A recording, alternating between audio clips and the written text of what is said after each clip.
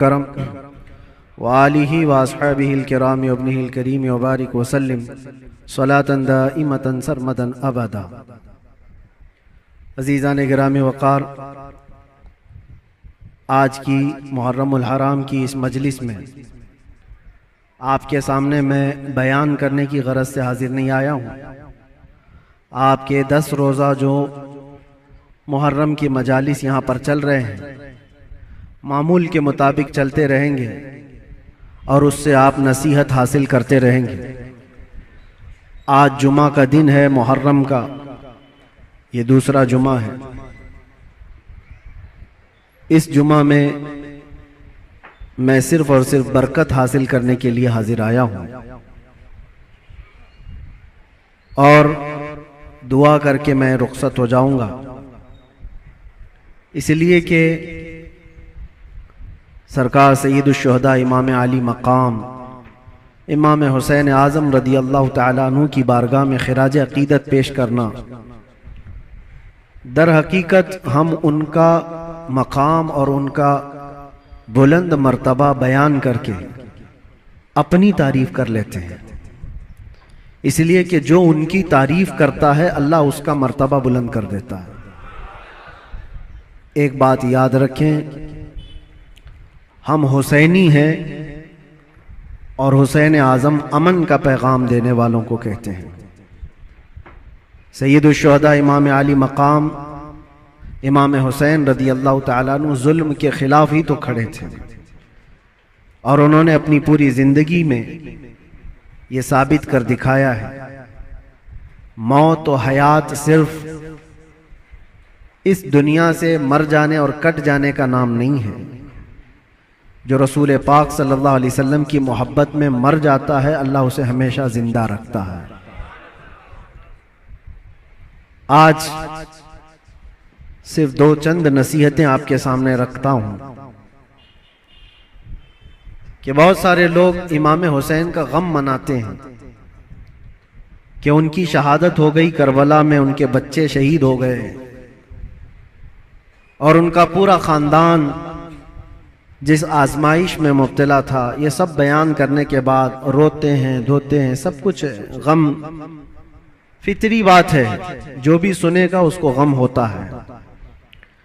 लेकिन मैं ये पूछना चाहता हूं, अगर सही मानों में इमाम हुसैन का गम ही है आप और सही मानों में उनसे मोहब्बत की वजह से गम करते हो, करबला के वाकयात सुनने के बाद आंखों में आंसू आ जाते हैं, तो कभी अपने चेहरे पर नजर डाल करके भी देख लेना, क्या ये हुसैनी चेहरा है या नहीं है। गम हुसैन का तो है, चेहरा हुसैन का क्यों नहीं है। बड़ी बात है मेरे अजीज, तुम्हारे कहने में और करने में फर्क नहीं होना चाहिए। जिस चीज की मोहब्बत का दावा कर रहे हो वह हुसैन आज़म रसूलुल्लाह की शरीयत और रसूलुल्लाह की सुन्नत बचाने के लिए अपने बच्चों का खून भी कुर्बान कर दिया, और आज हमारे बच्चे, हमारे नौजवान दिन भर न जाने कौन से ऐश में मुब्तला रहते हैं, नशा की जिंदगी, ताश के पत्तों में, शराब की बोतलों में। क्या ये जवानी आपको इसलिए दी गई है? हुसैन आज़म का जिक्र सुनने वाला कभी ऐसा नहीं कर सकता कि उसकी नशे से दोस्ती हो, कभी नहीं हो सकता। कभी याद करो कि 3 दिन के भूखे और प्यासे सब्र के उस पहाड़ को, एक बात मैं आपको बता दूं, हमारे बच्चे की उंगली में भी अगर चोट आ जाए ना तो बेकरारी बढ़ जाती है। मैंने देखा है, मेरा 1 साल का बेटा दरवाजे में उंगली उसकी फंस गई थी, उंगली कट गई थी, तो लेकर दौड़े डॉक्टर के पास। डॉक्टर जब सुई से टाके लगा रहा था, बच्चा चीख मार रहा था, चिल्ला रहा था, और सच बताऊं मजबूत दिल होने के बावजूद भी हमारे पैर कांप रहे थे। बार बार ये दिल कर रहा था कि बच्चे को थाम लूं, डॉक्टर और नर्स हमें आने से मना कर रहे थे, आप दूर खड़े रहिए, इलाज कर रहे हैं। उंगली के टाके देखा नहीं जाते हमसे अपने बच्चे के। वो इमाम हुसैन 6 महीने के बच्चे को लेकर जब यजीदियों के सामने आए, सिर्फ पानी के एक कतरे के लिए, और उन यजीदियों ने दूर से तीर चलाकर इमाम हुसैन के बच्चे को शहीद कर दिया। गले में तीर चला और खून का फव्वारा निकलकर इमाम हुसैन के चेहरे पर लगा। जानते हो मेरे अजीजों, अपने हाथों में उस बच्चे को लेकर क्या उन्होंने रोना धोना किया? नहीं, अल्लाह की बारगाह में पेश किया और अर्ज किया कि मौला मेरी ये छोटी कुर्बानी भी कबूल फरमा ले। क्या इतना जिगर है किसी के पास? एक तरफ भांजों के भतीजों की लाशों को देखना, अपने भाई की, सगे भाई की लाश देखना, बहुत सब्र किया। लेकिन कभी आप सोचते हैं ये सारा सब्र किसके लिए था? इसलिए था कि हुजूर की शरीयत हम तक पहुंच जाए, आने वाली नस्लें सीधे रास्ते पर चल सकें, इसलिए इतनी बड़ी कुर्बानी थी। और अगर आज हमारा नौजवान सीरत हुसैन पर नहीं चल सकता तो फिर वो गम हुसैन मनाने का अहल भी नहीं है, वो करबला सुनने का अहल भी नहीं है। करबला के वाकयात सुनने वाला नौजवान वो सच्ची तौबा करके सच्चे रास्ते पर चलने का अज़म करे तो ही हकीकी मानों में वो हुसैनी कहलाता है। और आपको पता है हुसैन आजम के साथ कौन था करबला में? सिर्फ उनका खानदान। 82 लोग, 82 लोग गए थे, जिसमें से तो 72 के करीब शहीद हो गए। औरतें बची थी, आपकी बहन और आपकी बीवी, आपकी बेटी।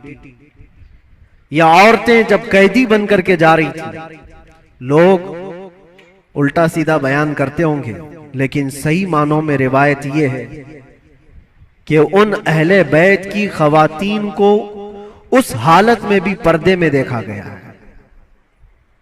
अहले बैत की कोई औरतें बेहिजाब नहीं थी, वो अपने पर्दे की पाबंदी कर रही थी, जैसे चाहे वैसे। आपको एक बात बताता हूं, जब इमाम हुसैन का सर लेकर के दिमश्क में पहुंचे, दिमश्क में जब पहुंचे तो पूरे लोग सर इमाम हुसैन को देखने के लिए भीड़ लगाए हुए थे।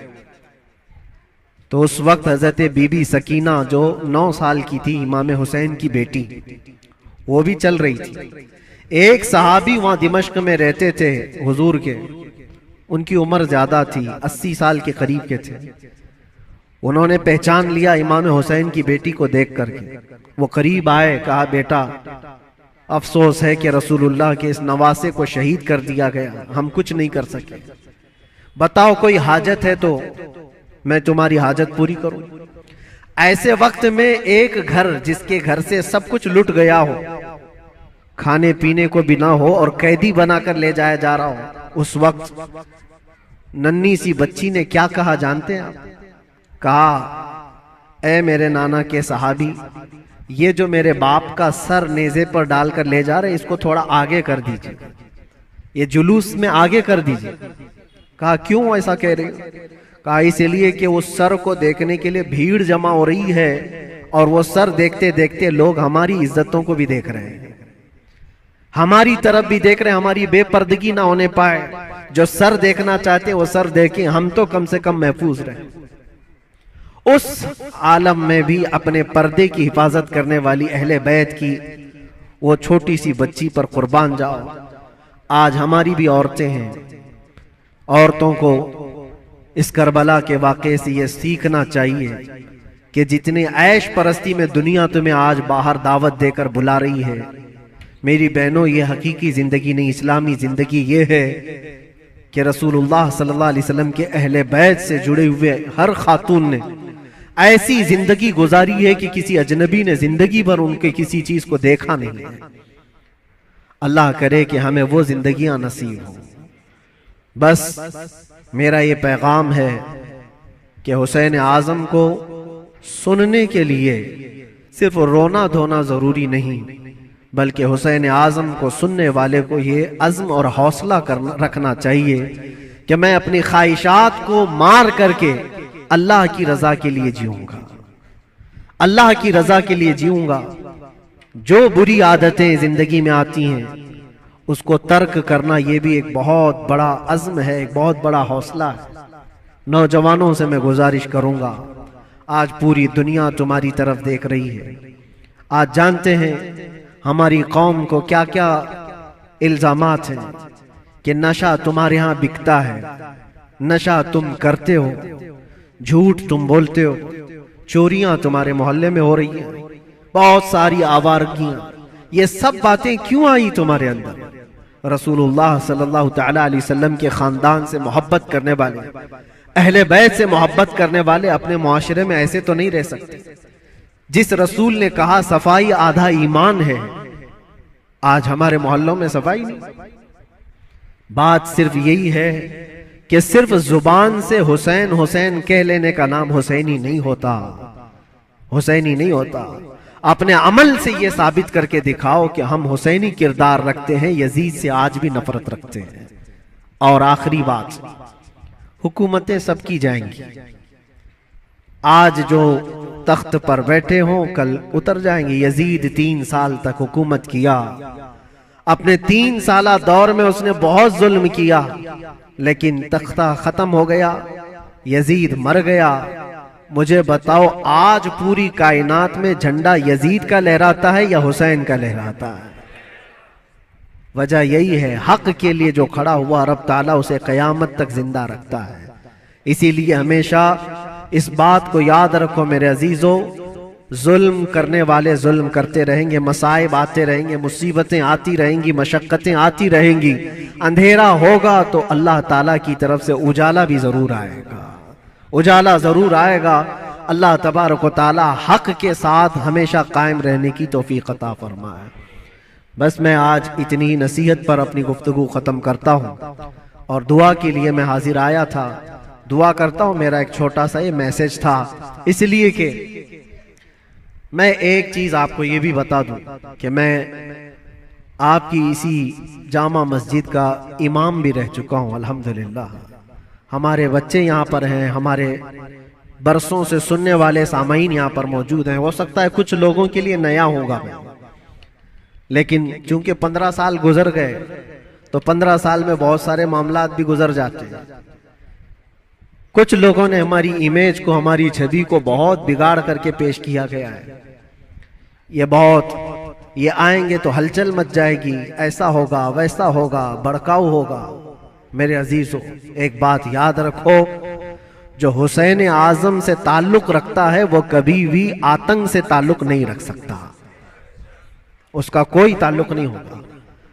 हाँ, जो यजीदी होगा वो यजीद के किरदार के साथ जुल्म कर सकता है, लेकिन हुसैन आजम के किरदार को सीने से लगाने वाला वो अपने ऊपर मुसीबतों के पहाड़ उठा तो लेगा, लेकिन फसाद और फितना मचाने की कभी कोशिश नहीं करेगा।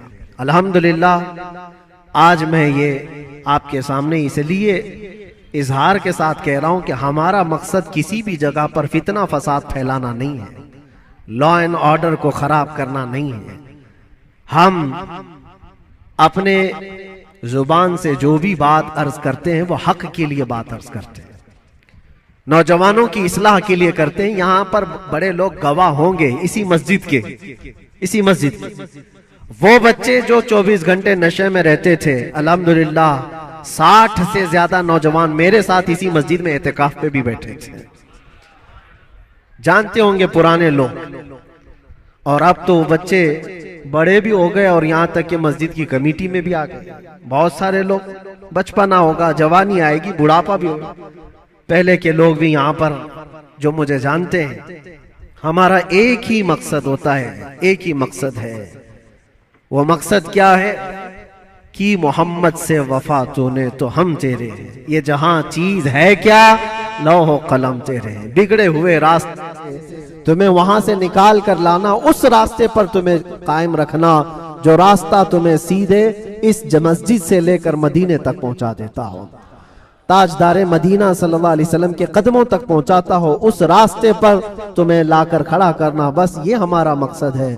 बाकी किसी को जोश दिलाना, किसी को उकसाना, किसी को फितना और फसाद में लाना कभी हमने पहले ना किया था और ना ही करना है। हाँ, अगर किसी को ऐसा लगता हो तो ये उनकी खाम ख्याली है। बस हम तो ये कहेंगे या रसूल अल्लाह, तेरे गुलामों का नक्शे कदम है राह खुदा, वो क्या बहक सके जो ये सिर चिराग लेके चले, वो क्या बहक सके जो ये सुराग लेके चले। बस आखिरी मैसेज यही है कि मोहम्मद से वफा तूने तो हम तेरे हैं, ये जहां चीज है क्या लौहो कलम तेरे हैं। जिंदगी तुम्हारी अपनी नहीं है, ये अल्लाह के रसूल के लिए दी हुई जिंदगी है। मेरे मुर्शिद गिरामी हुजूर ताजुश शरिया बदरुत तरीका रहमतुल्लाह ताला अलैह ये कह करके गए, जिंदगी ये नहीं किसी की किसी के लिए, जिंदगी है नबी की नबी के लिए। ना समझ मरते हैं जिंदगी के लिए, जीना मरना है सब कुछ नबी के लिए। लब्बैक या रसूल अल्लाह, लब्बैक या रसूल अल्लाह, लब्बैक या रसूल अल्लाह। व आखिरु दावाना अल्हम्दुलिल्लाहि रब्बिल आलमीन। फिर किसी मौके पर इंशाअल्लाहुल अज़ीज़ आपके यहाँ हाजिर आएंगे, जो भी मामलात होंगे सबको क्लियर करके इंशाअल्लाहुल अज़ीज़ आपके सामने बयान करेंगे। अस्सलामु अलैकुम व रहमतुल्लाहि व बरकातहू।